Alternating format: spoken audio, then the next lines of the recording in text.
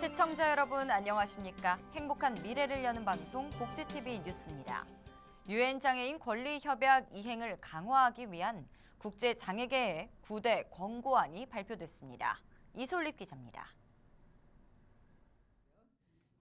한국과 국제장애계가 지난 25일 국회 정론관에서 장애인 권리협약 당사국에 요청하는 협약 이행 9대 권고안을 발표했습니다.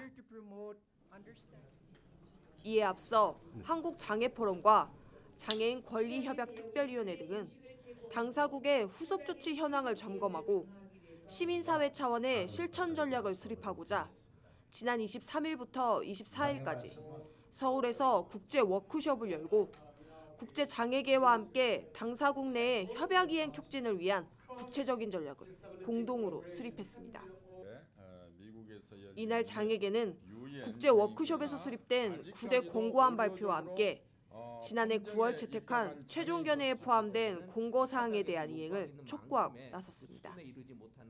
그리고 장애인 권리 협약이 비준된다고 하더라도 그것이 실행되지 않으면 그것은 휴지 조각에 불과합니다. 유엔에서 장애인 권리 협약을 비준하고 거기에 받은 공고사항을 충실하게 이행할 수 있는 계획을 제출해 주실 것을 촉구합니다. 그리고 또한 이들은 선택의정서 비준을 유보하고 있는 정부를 비판하며 협약의 제대로 된 이행을 위해서라도 선택의정서 채택을 조속히 이행하라고 강조했습니다. 복지TV 뉴스 이솔립입니다. 장애인 체육 활성화를 위해 창립된 대한장애인체육회가 어느덧 10년을 맞았습니다. 지난 10년의 성과를 돌아보고 또 앞으로의 100년을 준비하는 자리가 마련됐는데요. 정두리 기자입니다. 지난 2005년 국민체육진흥법 개정과 함께 보건복지부에서 문화체육관광부 산하로 이관, 장애인 생활체육과 전문체육을 총괄하는 사업을 진행해온 대한장애인체육회가 창립 10주년을 맞았습니다. 지난 10년간 장애인 생활체육 참여율은 2006년 3.2%에서 지난해 14.1%로 증가, 장애인 올림픽을 비롯한 국제대회 상위 입상 등으로 저변 확대와 발전을 계속해왔습니다. 지난 25일 대한장애인체육회는 올림픽파크텔에서 기념식과 비전 선포식을 진행한 가운데 차별 없이 함께하는 체육으로 건강한 사회 실현이라는 목표를 세우고 생활체육 참여율 20% 달성과 장애인 올림픽 탑10 달성 등을 다짐했습니다. 우리 장애인 생활체육의 활성화, 세계를 선도하는 장애인 스포츠 강국이 될 수 있는 선수 경기력 강화, 장애인과 비장애인이 온전히 하나 되는 통합사회를 만드는 데 임직원 모두가 마음을 다할 것을 약속드립니다. 한편 이날 기념식에서는 대한장애인체육회 고문이자 장애인 올림픽 황현대 성취상의 주인공인 황현대 원로와 한국의 첫 장애인 올림픽 메달을 선물한 송신남 원로 선수에게 공로상이 전달됐습니다. 복지TV 뉴스 정두리입니다. 발달장애가 있는 사람의 직업 능력을 발굴해 지역사회에서 자립생활을 이어갈 수 있도록 지원하는 발달장애인 인재개발센터가 문을 열었습니다. 한국사회복지정책연구원은 지난 24일 개소식을 갖고 센터의 발전 방향을 논의하는 국제세미나를 열었습니다. 한국사회복지정책연구원이 아산사회복지재단의 지원을 받아 설립한 이 센터는 청소년부터 성인을 대상으로 강점 있는 분야를 발굴해 직업 능력으로 개발시켜 지역사회에서 스스로 자립할 수 있도록 하고자 마련됐습니다. 한편 국제세미나에서는 직업재활의 중요성이 강조됐고 앞으로 센터를 통해 발달장애가 있는 청소년뿐만 아니라 성인도 적합한 직업을 찾고 또 그로 인해 자립을 이룰 수 있길 바란다고 전했습니다. 장애가 있는 어린이들이 초기에 제대로 된 치료를 받기 위해서는 공공의료 차원의 지원이 필요하다는 의견이 나왔습니다. 지난 25일 푸르메 재단은 어린이 재활치료 현황과 과제를 주제로 심포지엄을 열었습니다. 재단은 지난해 장애가 있는 소아와 청소년 등록 인구수는 약 10만 명, 등록되지 않은 소아와 청소년을 포함하면 약 30만 명으로 추산되고 있지만 한국의 어린이 재활 의료 지원 체계는 미비하고 특히 어린이 재활 전문병원은 전무한 상황이라고 지적했습니다. 또 장애가 있는 어린이들이 전국의 재활 관련 치료시설에서 대기하는 기간은 최소 수개월에서 2년여가 소요되는 등 조기 집중치료와 중장기적인 치료를 받기 어려운 상황이라며 국가 차원의 적극적인 지원이 절실하다고 강조했습니다. 한국장애인 고용공단 일산직업능력개발원과 한국장애인 인권포럼이 정보 접근성과 관련한 세미나를 개최했습니다. 지난 25일 서울 양재 AT센터에서는 접근성 필수시대 정보 접근성 대응 전략 세미나가 열렸습니다.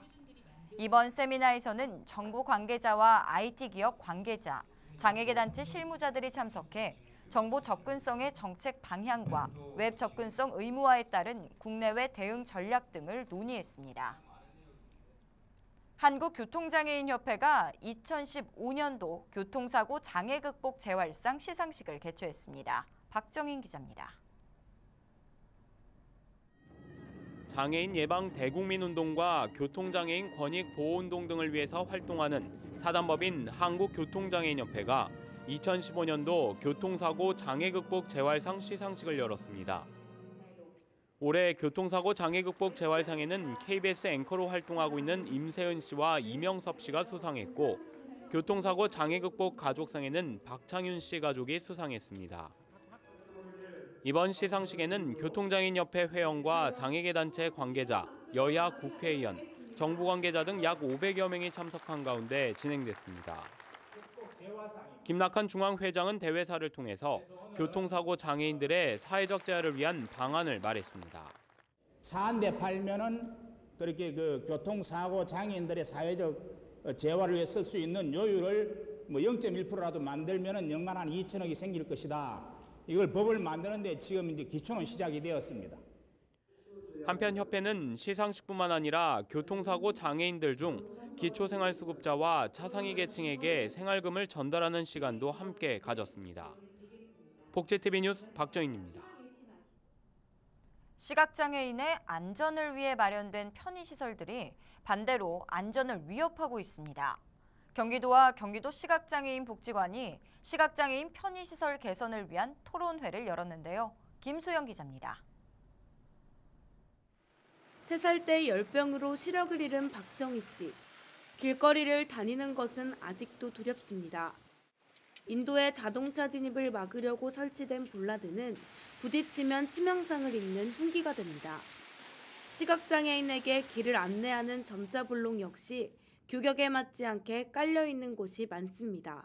볼라드처럼 돼 있는 긴 무슨 이런 그 장애물이 있는데 그거를 지팡이를 짚고 이렇게 오다가 잘못하면 그 지팡이가 그 사이에 들어가서 부러질 수도 있고 또 우리가 잘못하면 그걸 이렇게 넘어갈 수도 있어요. 시각장애인이 건널 수 있게 돕는 음향신호기. 그런데 정체불명의 기둥이 세워져 찾기가 어려운 데다 누르려면 차도 쪽으로 나가야 합니다. 경기도와 도시각장애인 복지관이 시각장애인의 편의시설 개선을 위해 마련한 토론회 현장. 시각장애인과 전문가 등 200여 명이 참석해 다양한 의견을 제시했습니다. 기존에 설치되어 있는 시각장애인 편의시설 중 많은 부분이 잘못 설치되어 있거나 규격 제품이 아닌 경우가 많아서 이에 대한 재설치 및 교체가 필요했습니다. 미끄러질 위험이 있는 규격 분량의 점자 블록 설치와 저명 블록과 서명 블록의 용도 혼용이 시각장애인에게 혼동을 일으킬 수 있다는 것입니다. 때문에 시각장애인들이 이동하는데 편리하고 안전한 편의시설을 새롭게 만드는 게 최우선이라고 입을 모았습니다. 시각장애인 편의시설이 올바르게 설치돼서 우리 시각장애인들이 안전하게 보행할 수 있도록 하는 게 최고의 목적이고 계획입니다. 경기도는 이번 토론회를 통해 모아진 의견이 좋은 정책으로 이어질 수 있도록 적극적인 검토와 지원을 할 계획입니다. 복지TV 뉴스 김소연입니다.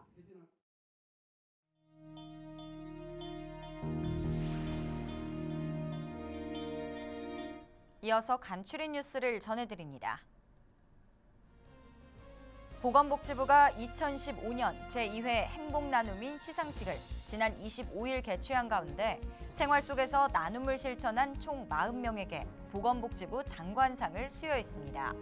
주요 수상자는 출연료 등 10억 원 상당의 현금과 물품을 후원해온 배우 장나라 씨와 13년간 호스피스 자원봉사를 해온 문영숙 씨 등 개인과 단체의 수상의 영광이 돌아갔습니다.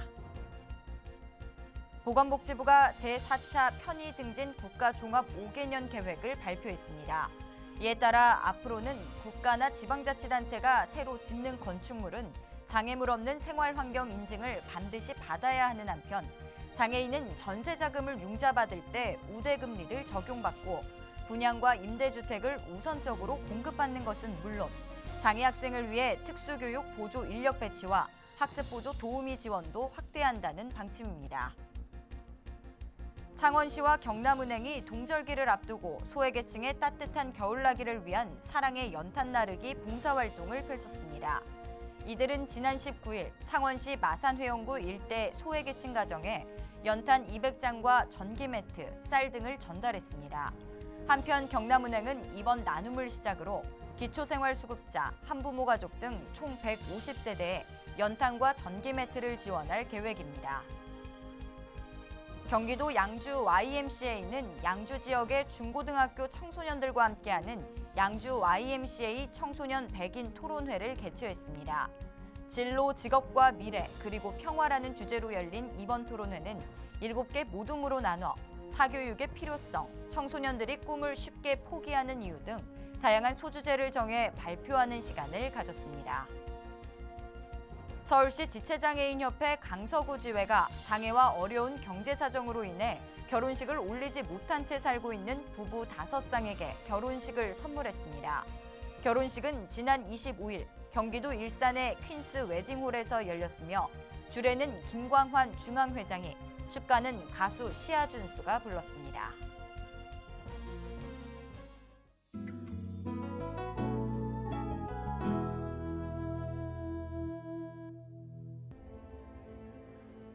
유령을 볼 수 있는 소설가 지망생 이디스. 상류사회에서 아웃사이더 취급을 받으며 글쓰기 외엔 다른 것엔 관심을 두지 않았는데 그러던 어느 날 그녀는 신비로운 매력을 가진 영국 귀족 토마스를 만나게 되고 둘은 순식간에 서로에게 마음을 빼앗기게 되는데 판타지 거장 길레르모 델 토르 감독의 귀환으로 가장 큰 관심을 모은 작품 크림슨 피크. 토르 속 로키는 가볍게 던져버린 채 크림슨 피크 속 토마스로 완벽하게 명품 연기를 보여줘 관객들의 시선을 사로잡을 것으로 기대를 모으고 있습니다. 두 번의 헝거게임에서 살아남은 생존자 케니스 에버딘. 그런 그녀를 향한 스노우 대통령의 공격은 더욱 거세지고 케니스의 분노는 폭발하게 된다.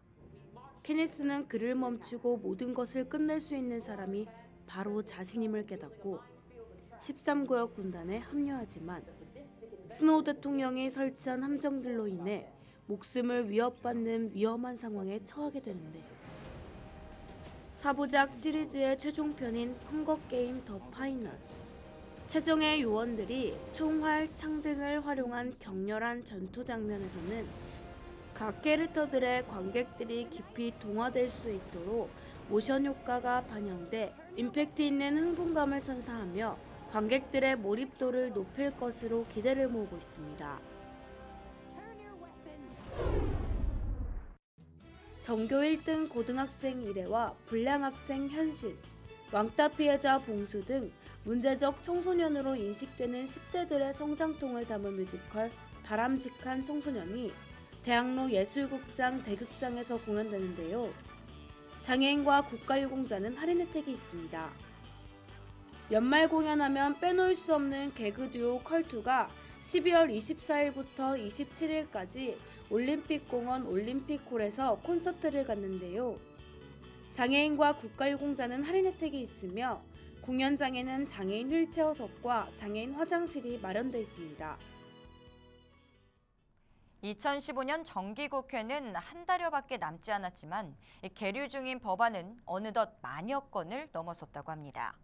계류된 법안 중에는 인권 침해의 집합체인 부산 형제복지원 사건의 진상 규명을 위한 형제복지원 특별법도 포함돼 있는데요. 복지TV 공감 프로젝트 썸톡에서는 한국의 아우슈비츠라 불리는 부산시 대규모 수용시설 형제복지원 사건을 재조명합니다. 본 방송은 오는 28일 오전 11시 50분에 방송됩니다. 여러분의 많은 관심과 시청 부탁드립니다. 복지TV 뉴스를 마칩니다. 시청해 주셔서 고맙습니다.